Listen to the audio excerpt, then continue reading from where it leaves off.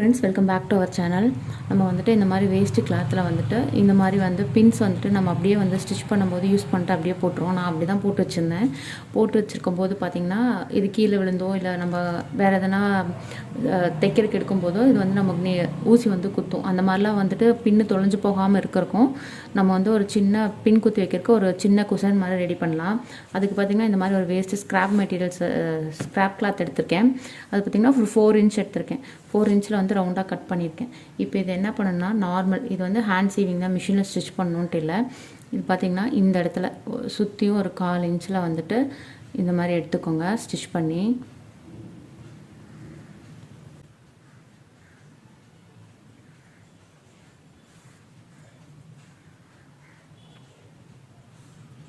இந்த மாதிரி ஸ்டிச் பண்ணி எடுத்ததுக்கப்புறம் இந்த த்ரெட்டு பார்த்திங்கன்னா இந்த த்ரெட்டை வந்துட்டு இதை ஃபுல்லாக அப்படி இழுத்திங்கன்னா இந்த மாதிரி வந்து சுருக்க விழுகும்.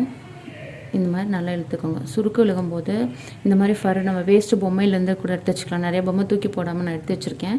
இந்த மாதிரி ஃபர் எடுத்து வச்சுக்கோங்க. இந்த மாதிரி பஞ்சோ வேறு எதாக இருந்தாலும் ஓகே. இந்த மாதிரி உள்ளே வச்சுட்டு லைட்டாக கொஞ்சம் கொஞ்சமாக இதை டைட் பண்ணுங்கள்.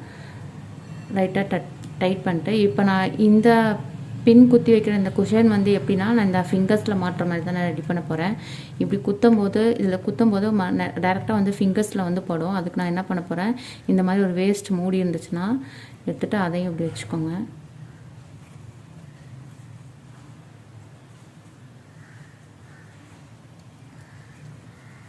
இப்போ இந்த கிளாத்தை வந்துட்டு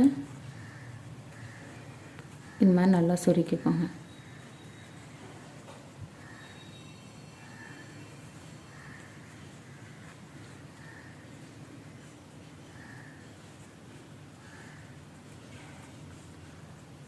இந்த மாதிரி இருக்கும். இப்போ மறுபடியும் வந்துட்டு இதை சுற்றியுமே ஸ்டிச்சஸ் போட்டுக்கோங்க.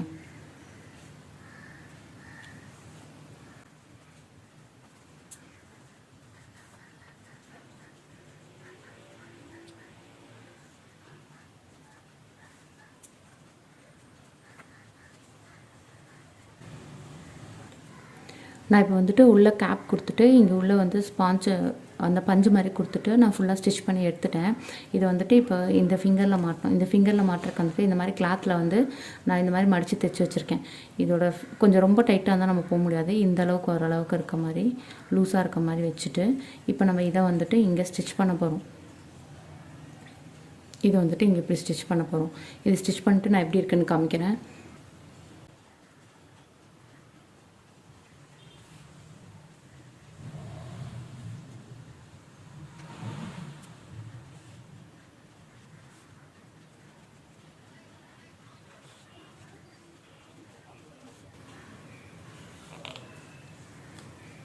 இப்போ நம்ம ஸ்டிச் பண்ணி முடிச்சிட்டோம். இதை கடைசியில் அந்த த்ரெட்டை வந்து ட்ரிம் பண்ணிக்கலாம்.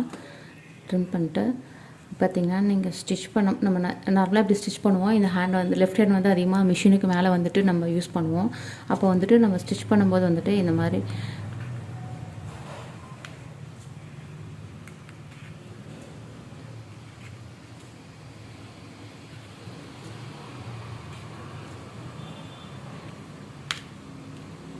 கண்டிப்பாக நம்ம வந்துட்டு தைக்கிறவங்க எல்லாத்துக்குமே வந்துட்டு குண்டூசி ரொம்பவே தேவைப்படும். சில சில்க் கிளாத்தில் வந்து நம்ம தைக்கும்போது வந்து விலகிடும். இப்போ நெக்கெல்லாம் தைக்கும்போது வந்துட்டு பிகினர்ஸாக இருக்கும்போது வந்துட்டு இந்த குண்டூசி வந்துட்டு ஸ்டிச் நகராமல் இருக்கிறதுக்கு ஸ்டிச் பண்ணி யூஸ் பண்ணுவோம். அப்போ நம்ம யூஸ் பண்ணிட்டு அப்படி இப்படியே போட்டுருவோம். நான் அப்படி தான் போட்டு நிறையா நான் தொலைச்சிருக்கேன். ப்ளஸ் வந்துட்டு கீழெல்லாம் நிறையா போயிருக்கும். இந்த மாதிரி வந்துட்டு ஒரு பாக்ஸில் வந்து போட்டு வச்சுக்கோங்க பின்ஸ் நிறையா. உங்களுக்கு தேவைப்படுற பின்ஸ் மட்டும் ஒரு 10-15 பின்ஸ் வந்து இதில் எடுத்து வச்சுக்கோங்க. இப்படி யூஸ் பண்ணிவிட்டு ட்ரெஸ்லேருந்து எடுக்கும்போது அப்படியே தூக்கி மிஷின் பக்கத்துலேயே போடாமல் இந்த மாதிரி யூஸ் பண்ணி வைக்கும்போது நமக்கு கொஞ்சம் சேஃபாக இருக்கும். இந்த வீடியோ கண்டிப்பாக உங்களுக்கு யூஸ்ஃபுல்லாக இருந்திருக்கும்னு நான் நினைக்கிறேன். இந்த வீடியோ உங்களுக்கு பிடிச்சிருந்தா மறக்காமல் நம்ம சேனலை லைக் பண்ணுங்கள், ஷேர் பண்ணுங்கள், சப்ஸ்கிரைப் பண்ணுங்கள். தேங்க்யூ.